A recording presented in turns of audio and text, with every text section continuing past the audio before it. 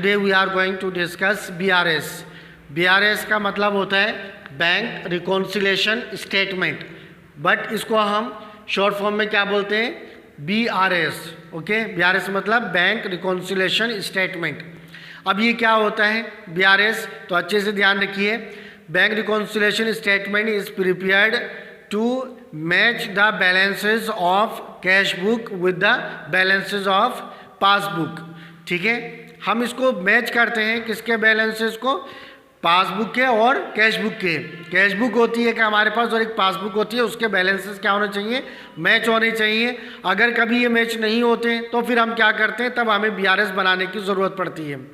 अब इसमें ये बात ध्यान रखिएगा, कैश बुक क्या होती है। कैश बुक वो होती है जो कि हमारे पास ऑफिस में, जिसमें अकाउंटेंट या फिर कैशियर एंट्री करता है, इसे हम बोलते हैं कैश बुक। क्लियर, जो ऑफिस में रखी जाती है।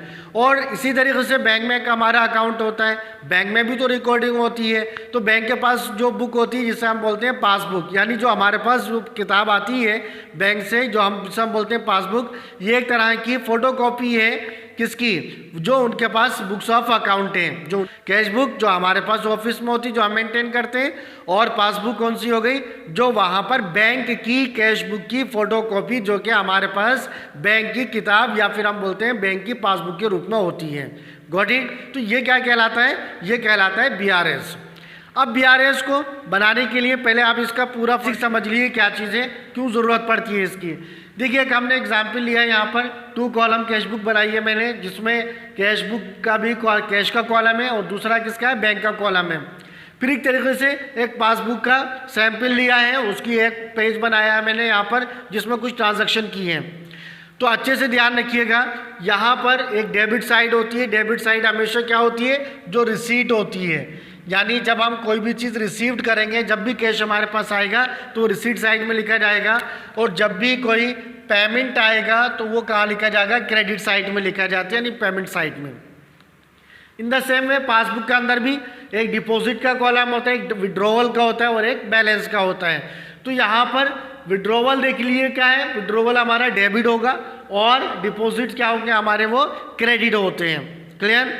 तो अब यहाँ देखिए अच्छे से, पहली एंट्री मैंने यहाँ की है 2 सोहन, फर्स्ट को लिखी है, पहली तारीख को 2 सोहन लिखा है, उसका अमाउंट लिखा है कहाँ पर, बैंक में। हाँ, ये भी बात ध्यान रखिएगा, कैश बुक के कैश वाले कॉलम से आपका कोई ताल्लुक नहीं होता है बैंक रिकॉन्सिलेशन बनाते समय।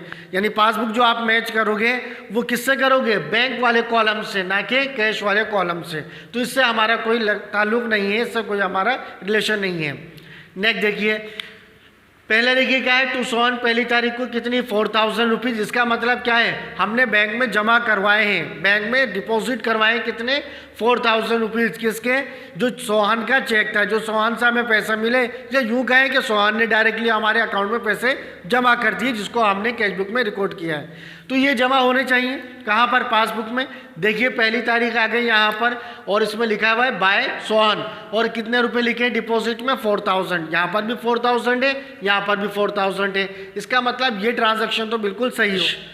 ठीक है, कितना, 6000। इसका मतलब क्या होगा, यानी बैंक से पैसे हमने निकाले हैं। जब क्रेडिट साइड में, पेमेंट साइड में लिखा हुआ है, तो यहाँ से पैसे हमने निकाले हैं। तो क्या लिखा है, बाय राजेश ₹6000। तो यहाँ से क्या निकले पैसे या नहीं, यहाँ पे देखेंगे 2 तारीख को बाय राजेश करके विड्रॉवल वाले कॉलम से निकला हुआ है कितना, 6000 रुपीज़। और बैलेंस यहाँ करते जाते हैं, पहले 4000 थे, अब कितना रह गया, माइनस में बैलेंस आ गया कितना, ये ओवरड्यू कहलाता है। इसी को हम कहते हैं बैंक ओवरड्राफ्ट, यानी 2000 माइनस में आ गया। नेक्स्ट देखें, थर्ड को देखिएगा, थर्ड यानी 3 तारीख को हमने क्या करा है, एक चेक, जो कि यार यूँ कहें कि या तो राजू ने हमारे अकाउंट में पैसे जमा किए हैं, ठीक है, नहीं किए तो हमें बता दिया, हमने उससे चेक रिसीव किया था और उसको हम समझे हमने भेज दिया कि जाकर बैंक में जमा कराओ। ठीक है, राजू का कोई चेक था, उसको हमने यहाँ सेल की थी, उससे हमें एक चेक मिला कितने रुपए का, 10,000 का, और हमने उसी दिन बैंक में जमा करवा दिया, भेज दिया कि भाई जाकर बैंक में जमा कराओ।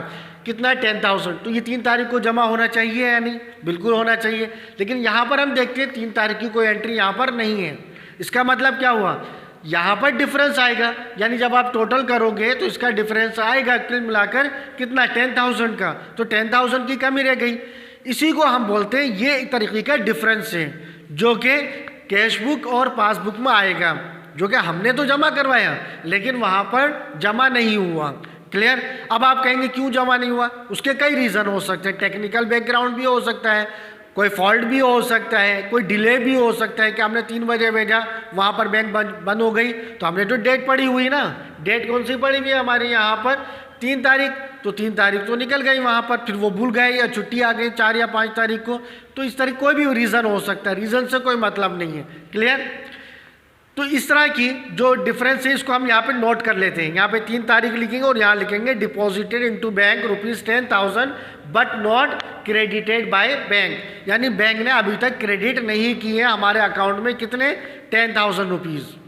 अच्छा ये भी यहाँ देखिए क्रेडिट का मतलब क्या है, जो चीज़ यहाँ पर डेबिट हो रही है हमारे यहाँ वो वहाँ पर क्या हो रही है, क्रेडिट हो रही है, और जो हमारे यहाँ क्रेडिट होगी वही चीज़ वहाँ पर क्या होनी है, डेबिट होनी है। तो इसका एक अपोजिट रिलेशन या अपोजिट ट्रांजैक्शन चलता है, रिकॉर्डिंग का सिस्टम चलता है।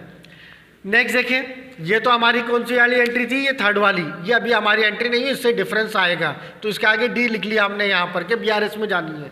नेक्स्ट देखिए 5 तारीख को या 4 तारीख को देखिए, पहले क्या लिखा है, बाय राकेश, कितना रुपये 8,000। क्या राकेश की 4 तारीख को यहाँ एंट्री है, नहीं है, तो इसका मतलब है ये भी हमारा डिफॉल्टर है, इसको भी हम यहाँ पे नोट कर लेंगे, BRS में इसको रिकॉर्ड करेंगे।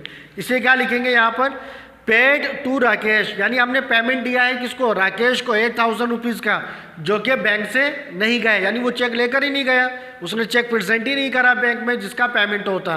तो ये हुई paid to Rakesh ₹8,000 but not recorded in passbook, और पासबुक में ये रिकॉर्ड नहीं हुई है, या यूँ कहें इसका पेमेंट नहीं हुआ है, या it was not presented for payment, कोई भी लाइन लिखी जा सकती है, बस मतलब ये हो कि हमने जमा पेमेंट दिया उसका और पासबुक से पेमेंट उसका नहीं हो सकता, बैंक से पेमेंट नहीं हुआ, तो ये डिफरेंस आएगा कितने रुपीज़ का, 8,000 का।